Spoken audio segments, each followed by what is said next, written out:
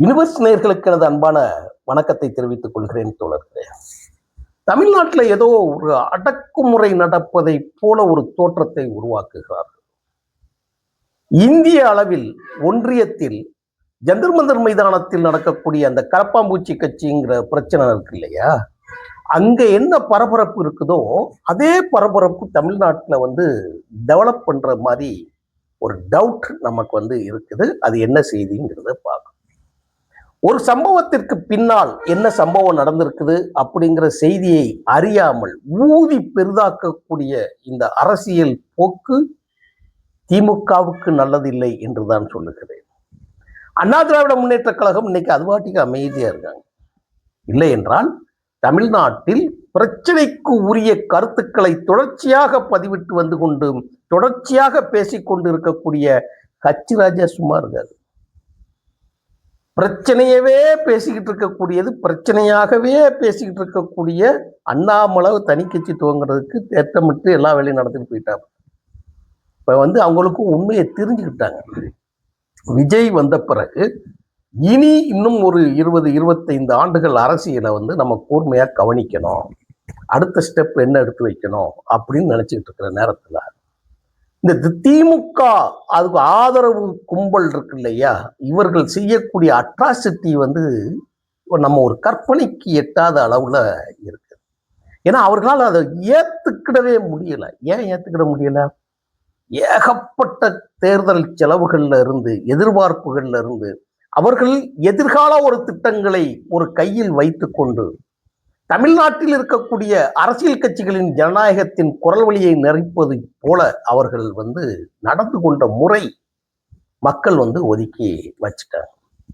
இன்னைக்கு தூத்துக்குடியில ஒரு கூட்டம், கோயில்பட்டியில ஒரு கூட்டம் போடுறாங்க, நன்றி அறிவிப்பு கூட்டம் போடுறாங்க.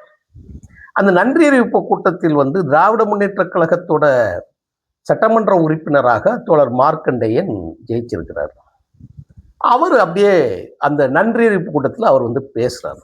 பேசும்போது அவர் சொல்றாரு, 2-3 முரண்பாடுகளான கருத்து. அதாவது எதிர்கட்சின்னு மேடை போட்டுட்டா நீங்க ஆளுங்கட்சியை விமர்சிக்கிறது, உங்களுக்கு எதிர்கட்சிகளை விமர்சிக்கிறது எல்லாம் ஒன்னாத்தான் இருக்கும். அது ஒன்றும் தப்பு கிடையாது, நீங்க விமர்சிக்கலாம். ஆனால் ஒரு முதலமைச்சரை நீங்கள் தொடர்ச்சியான வார்த்தை உபயோகம் இருக்குல்ல, இப்போ நான் சொல்கிறேன், எல்லாருக்கும் தெரிஞ்சிருக்கலாம். ஒரு செய்தியை நான் சொல்கிறேன், பெரிய செய்தியாக சொல்லுகிறார்கள் இல்லையா, அதனால நான் சொல்கிறேன். முதலமைச்சரை ஒருமையில் பேசி அவர் நீ என்னடா நினச்சிக்கிட்டு இருக்குங்கிற மாதிரி டா போடா வாடாங்கிற செய்திகளை சொல்லி, அது போக பார்த்தீங்கன்னா நீ பேசிடுவியா, முடியாதா, எலும்பை உடைப்பேன்கிறாப்புல. ரொம்ப கவனிச்சுக்குவோம், எலும்பை உடைச்சிருவாங்க. அப்போ இதுக்கு என்ன பொருள்? எலும்பை உடைச்சிருவுன்னா இது கொலை மிரட்டல் மாதிரி தானே இருக்குது. நீங்க என்ன வெளிப்படையா சொல்றாரு, பகிரங்கமா சொல்றாரு, நீ என்ன சொல்ற வைக்கிறங்கிறது. சரி, மேடையில ஒரு வார்த்தை பேசும்போது ஸ்லிப் ஆகி கூட வெளியில வந்துடலாங்க இல்லையா, அப்படி சொல்லவும் அவங்களுக்கு மனசு இல்லை. அதுதான் நீங்க முக்கியமான வார்த்தையா பார்க்கணும். சரி, தெரியாம ஒரு வார்த்தையில வந்துடும். இப்போ நம்ம கோவப்படுறோம், டென்ஷன்ல பேசுறோம் வச்சுக்கோங்களேன், வாடா போடாங்கிற வார்த்தை வந்துடும், உன்னை சும்மா விட மாட்டேன் அப்படிங்கிற மாதிரி வார்த்தை, என்னடா நினைக்கிறீங்க அப்படிங்கிற மாதிரி வார்த்தை இயல்பா வரக்கூடியது. அதை கூட ஏத்துக்கிட்டு போயிடுவோம், வச்சிருவோம். சரி, நம்ம சொல்லிட்டோம் இல்லையா, வாபஸ் வாங்கிக்கிற வேண்டியதானே. ஆமாங்க, நான் மாமா வாயில ஒரு ஸ்பீட்ல பேசும்போது வந்துருச்சு அப்படின்னு சொல்றதை விட்டு போட்டு மு.க. ஸ்டாலின் அறிக்கை என்ன கொடுக்குறாரு தெரியுமா, சட்டத்தின் ஆட்சி நடக்குதா அப்படின்னு சொல்லிட்டு அடுத்த வார்த்தை கடுமையான வார்த்தை சொல்றாரு. என்ன வார்த்தை பயன்படுத்துறீங்க? உங்க சட்டமன்ற உறுப்பினர் பேசின அந்த கருத்துக்களை ஏன் கண்டிக்கவில்லை? முதலமைச்சரின் எலும்பை உடைப்பேன் என்று சொன்னால் என்ன அர்த்தம்? ஏன் அப்படி பேசினா என்று வடிக்கு வரி டெய்லி உட்காந்துக்கிட்டு கருத்து சொல்றதும், எல்லா கட்சி தலைவர்களின் நக்களும் நையாண்டியும் பேசக்கூடிய மூத்த தலைவர்லாம் ஒரு அளவும் கிடையாது, மூத்த மனுஷன் RS பாரதி, ஒரு கருத்து சொல்றதுக்கு என்ன? அப்படி சொல்லி இருந்தால் கண்டிக்கிட்டு மற்றதெல்லாம் ஆராய்ஞ்சு அப்படியே விளக்கம் பொழிப்புற தெளிவுரெல்லாம் எழுதுறீங்க. இது உங்களுக்கு தெரியாதோ? சொன்னது தவறு, அதற்காக நாங்கள் தார்மீக மன்னிப்பு கேட்டுக்கொள்கிறோம், இல்லை என்றால் அந்த வார்த்தையை திரும்ப பெற்றுக் கொள்கிறோம். முடிஞ்சு போச்சுங்க. அதை விட்டு போட்ட ஏதோ பெரிய செய்தி மாதிரி நீங்க கொண்டு வந்து அடக்குமுறையை பிடிச்சி வந்து ஜெயிலில் கொண்டு போய் போட்டாங்கன்னா நீதிபதி எப்படி விடுவாரு? அப்ப என்ன, எப்படி நீங்க நினைக்கிறீங்க? பேசலாம், என்ன வேணாலும் நம்ம பேசலாம், பேசுறதுக்கு அத்தனை சம்பவங்கள் இருக்கு. அப்ப நீங்க என்ன மனநிலையில இருக்கிறீங்க? நீங்க ஒரு முதலமைச்சரையே நீங்கள் மிரட்டுகிறேன் என்று சொன்னால் சாதாரண மக்களுக்கு அங்க என்ன கதி? என்ன அராஜக போக்கு தூத்துக்குடி மாவட்டத்தில் நடந்து கொண்டு இருக்கிறதுங்கிற ஒரு வார்த்தையை பாருங்க. நீங்க தோழர் அனிதா ராதாகிருஷ்ணன் வந்து பேசுறாரு, அவர் அப்படியே சொல்லிக்கிட்டு போறாரு. பேசிக்கிட்டு போகும்போது போலீஸ் வந்து சரி வாங்க அப்படியே பேசிக்கிட்டே போலான்னு சொல்லி போலீஸ் வண்டியில் ஏற மாட்டாங்க. அன்னைக்கு வந்து பெரிய வீரனை போல பேசி வண்டியில ஏறிட்டா என்ன வந்து அப்படியே கட்சி மாற சொல்றாங்க, என்ன அப்படி பேசி சொல்றாங்க, அப்படியெல்லாம் சொன்ன அனிதா ராதாகிருஷ்ணன் அவர்கள் இந்த இதுல வந்து என்ன சொல்றாருன்னா, ஐயோ ஆளை விடுங்கப்பா, இருங்கப்பா வாரேன்னு, ஐயோ எனக்கு நெஞ்சு வெளியே ஆஸ்பத்திரிக்கு போறேன்ப்பான்னு சொல்லிட்டு வர்றாரு. திமுகவாது, பழைய திமுகவாது, 5 ஆண்டுகள் அரசியல் கட்சியில் இருந்து ஆளுங்கட்சியாக இருந்த திமுகவாது, என்ன நெஞ்சு வலி வருது உங்களுக்கு? அப்ப பாளையங்கோட்டை சிறையில் அடைக்கப்பட்டவுடன் என்ன சொல்றீங்க? நீங்க கடுமையான வார்த்தைகளை நீங்கள் உபயோகப்படுத்தி விட்டு மீண்டும் அதற்கு ஒரு கண்டன போராட்டம் நடத்துறீங்களே, அப்படின்னா அதை வந்து ஆளுங்கட்சியாக இருக்கிறது கேட்கக்கூடாதா? அப்ப என்ன நடக்கங்க? ஏன் உங்களுக்கு இவ்வளவு பதட்டம்? எதுக்கு தமிழ்நாடு முழுவதும் இதை வந்து செய்தி அதை வந்து பாக்குறீங்கன்னா, ஒரு செய்தி வந்து இந்த ஒரு புருடா பையங்கள்லாம் இருக்காங்க, புருடாஸ், அவங்கெல்லாம் நீங்கள் ஒரு விஷயம் தோழர்களுக்கு, இதை காடுகிற தோழர்களுக்கு ஒரு செய்தி சொல்லுங்க. எங்களை மாதிரி ஆளுகள்லாம் யாரோ பார்க்கக்கூடிய தோழர்களுக்கு அன்றைக்கு ஒரு அரசியல் புரிதலுக்கு இந்த செய்தியில் இந்த செய்தி அரசியல் இருக்குங்கிறது சொல்றது தான் எங்களுக்கு நோக்கம். தனிப்பட்ட முறையில் யார் மீதும் எங்களுக்கு வன்மம் கிடையாது. ஆனால் யூடியூப் சேனல்கள் நடத்தி கொண்டு எக்ஸ் தளங்கள்லையும் நீங்கள் ஃபேஸ்புக்லையும் இன்ஸ்டாகிராம்கள்லையும் போடுறங்கிறாங்க இல்லையா, அவங்க அத்தனை பேருமே கூலிக்கு மாரடிக்கிறார்கள் என்பது மட்டும் கவனமா தெரியும். ஏன் இந்த ஆட்சியில் நல்லது நடப்பதற்கு ஒண்ணுமே கிடையாதா? ஒரு செய்தி திமுகன்னு ஒரு செய்தி வந்துட்டா சந்து பொந்து இண்டு இடுக்குல இருந்தெல்லாம் ஓடி வந்து லபக்குன்னு வந்து பாயறதுக்கு வராங்கன்னா எதுக்கு? எஸ்டிமேட். தோழர் மருதையன் ஒரு பதிவு போட்டிருக்கிறாரு, இது கரெக்டா இருக்கும் நான் சொல்றது. பெண் மீடியாவில் வேலை பார்த்து கொண்டிருக்கக்கூடிய பணியாளர்கள் அறிவிப்பின்றி நீக்கப்பட்டிருக்கிறார்கள். இது ஒரு செய்தி. அவர்களுக்கு எந்த விதமான சம்பளம் இருக்கு இல்லையா, மாத ஊதியங்களும் கொடுக்கப்படாமலும் அதற்கு உண்டான அந்த போனஸ் சொல்றோம் இல்லையா, ஊக்கத்தொகை, அது எதுவுமே கொடுக்காம திடீர்னு நீக்கப்பட்டு இருக்கிறார்கள். இதை வந்து முதலில் பெண் மீடியா கலைக்க வேண்டும். அதாவது பிரச்சனையை களைய வேண்டும், பேசி தீர்க்க வேண்டும், அவர்களுக்கு உண்டான ஊதியங்களை கொடுக்க வேண்டும். எப்படி அவர்களை வேலைக்கு எடுத்து எப்படி அவர்களுக்கு வந்து எந்த விதமான ஒரு சம்பந்தம் இல்லாமல் நீங்க வந்து அவரை வெளியேற்றுவது ஏற்றுக்கொள்ள முடியாது. தோழர் மருதையன் பதிவு போட்டிருக்கிறாரு, அப்படியே தாங்கி பிடிக்கிறவர்.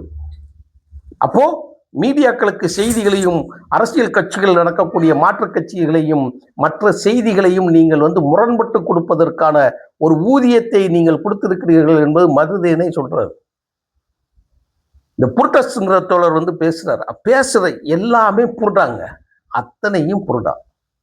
இப்போ மார்க்கண்டேயனோட பையன் ஒரு பேட்டி கொடுக்குறாப்புல, பாவம் அவன் லண்டன்ல இருந்துகிட்டு தான் பேசுறாப்புல. அவளை ஹலோ எங்க இருக்கீங்க? நான் லண்டன்ல இருந்து பேசுறேன் பாருல, உடனே இவர் நான் சிங்கப்பூர்ல இருந்து பேசுறேன், நான் ஜப்பான்ல இருந்து பேசுறேன்பாங்க இல்லையா, அது மாதிரி பேட்டி கொடுக்கறது கோயில்பட்டியில பேசுற ஃபுல்லா இங்கிலீஷ். ஏதோ முதலமைச்சருக்கு வந்து புத்தி சொல்றாங்க அவங்க. மதுரையில மதுரையிலையும் பிடிச்சி கொண்டு போயிருக்கிறாங்க. அந்த செய்திகளை எடுத்து போடுறாங்கன்னா இவர் வந்து போடுறாரு, என்ன போடுறாரு தெரியுமா? ஒரு நிமிஷம் பாருங்களேன். ஏன் அவர்களை வந்து கைது பண்ணியிருக்கிறார்கள் என்று தெரியுமா? யார? அந்த பையன், மார்க்கண்டே பையனை ஏன் வந்து கைது பண்ணியிருக்காங்க தெரியுமா அப்படின்னு சொல்லிட்டு, அந்த திருப்பரங்குன்றம் பிரச்சனை இருக்கு இல்லையா, பாசிச அரசாங்கம் இங்க வந்து தமிழ்நாட்டில் நடந்துகிட்டு இருக்குது அப்படிங்கிறது அவர் சொன்னதினால் அவரை பிடித்து கொண்டு போறார்கள் அப்படிங்கிற செய்தியை வந்து போக்கஸ் பண்றாங்க அந்த பையனோட செய்திகளை வந்து முழுக்க. அப்போ இவங்களுக்கு முழுமையான நோக்கம் என்னன்னா, மறுமலர்ச்சி திமுகவோட பொதுச் செயலாளர் வந்து பேசுறாங்க, திருமாவளவன் அவர்கள் பேசினாங்க, ஒரு வார்த்தை சொன்னாங்க. அவர் பேசினதுல ஒன்றும் தப்பெல்லாம் கிடையாது, 100க்கு 100 உண்மை. ஏன்னா காலையில் ஒரு பேச்சு, மதியம் ஒரு பேச்சு, மாலை ஒரு பேச்சுங்கிறது அவர் வந்து அன்னைக்கு இருக்கக்கூடிய சூழலுக்கு வந்து டாக்டர் ராமதாஸ் தாவேகா பக்கம் வருகிறது போல் இருப்பதை போல் தோன்றின உடனே அவர் ஒரு செய்தியை மாற்றி சொல்றார். மாற்றி சொன்ன உடனே அவர் வந்து சொல்றாப்புல, திமுகவும் தாவேகாவும் ஒரே இணைந்து இந்தியா கூட்டணியில இருக்கணுங்கிறாங்க. இதை கேள்வியாக வைக்கிற பொழுது தலைவர் வைகோ அவர்கள் வந்து என்ன சொல்றாங்கன்னா, ஆமா இந்த கருத்துக்கு நோபல் பரிசை கொடுக்கலாம் போல இருக்குன்னு சொன்னாங்க. பெரிய கண்டனங்கள் இது கட்சிங்க. அவர் பேசுனது தப்பு. அது எப்படி இருக்க முடியும்?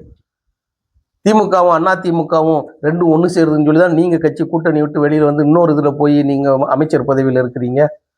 அந்த கருத்துக்களை வச்சு இது என்ன முரண்பட்ட கருத்தா இருக்கு, கூட்டணியில் இருந்துகிட்டே எப்படி சொல்றாங்களே நோபல் பரிசை கொடுக்கலான்னா, அதுக்கு வந்து திருமாவளவன் என்ன சொல்லிட்டாருன்னா, அண்ணன் பரிந்துரைக்கு நன்றி அப்படின்னு சொல்லிட்டு அவர் போயிட்டாரு. இதுகெல்லாம் பார்த்தீங்கன்னா அப்படியே அப்படி கத்தி கதறி எல்லாம் போட்டு பேசி எல்லாம் முடிச்ச உடனே சொல்றாங்க. மறுநாள் அவங்க ஒரு செய்தியில சொல்லும் போது ஈஸியா சொல்லிட்டு போயிட்டாங்க. என்ன தோழர் திருமாவளவனுடைய மனது புண்பட்டிருக்கும் என்று சொன்னால் அந்த கருத்தை நான் திரும்ப பெற்றுக் கொள்கிறேன், அதற்காக நான் வருத்தப்பட்டுக் கொள்கிறேன் சொல்லிட்டு போயிட்டாங்க. என்ன பெரிய வைகோவை விடவா நீங்க வந்து பெரிய ஆளுங்க? அது பேசுறான், கோயில்பட்டியில் பேசிக்கிட்டு இருக்கும்போது கருத்து சொல்றான். யூடியூப் என்னையா யூடியூப், உங்களை பார்த்து யூடியூப்னு கேட்கணும்னா கேள்வி எத்தனை பட்டியல் நீளம் தெரியுங்களா? யூடியூப் அதில் நீயுமா நான் கேட்கிறேன், நீயுமா? நீ எல்லாம் இன்னைக்கு வந்து அத்தை கொத்தைங்களையா? உனக்கும் அதுதான். எப்படி நீ வந்து இந்த ரைட் பார்ட்டி ராங் மேன் வாழ்க பேசுவாங்களா, இல்ல ராங் பார்ட்டி ரைட் மேன்ங்கிறத பேசுவாங்களா? என்னத்தை பேசுறதுக்காக நீங்க பேசுறீங்க? பாளையங்கோட்டை சிறைச்சாலைக்கு போன உடனே உங்களுக்கு ஒரு புதிய பாடல் போட்டு உங்களை வரவேற்றுவாங்களா? நீங்க பேசிய வார்த்தைகளை திரும்ப பெற்றுக்கொள்ள வேண்டும். அதற்காகத்தான் இந்த கருத்தை நான் சொல்றேன். நான் அது இல்லாமல் நீங்கள் வந்து தமிழ்நாட்டில் ஒரு நெருக்கடி நிலை இருப்பதை போல ஒரு தோற்றத்தை உருவாக்க முயல்கிறீர்கள். அது அப்படியெல்லாம் எதுவும் கிடையாது. சுமூகமாக போய்கொண்டிருக்கிறது. அது நன்றாகவே நடந்து இதுவரைக்கும் எது நடந்ததோ நல்லா நடந்துச்சு. இனிமே நடக்கிறதும் நன்றாகவே நடக்கும். அதனால யாகவாராயினும் நாக்காக்க உங்கள் தோல்வியை ஏற்றுக்கொள்ள பழகிக் கொள்ளுங்கள். பதட்டப்படாதீங்க. நன்றி, வணக்கம் தொடர்ந்து.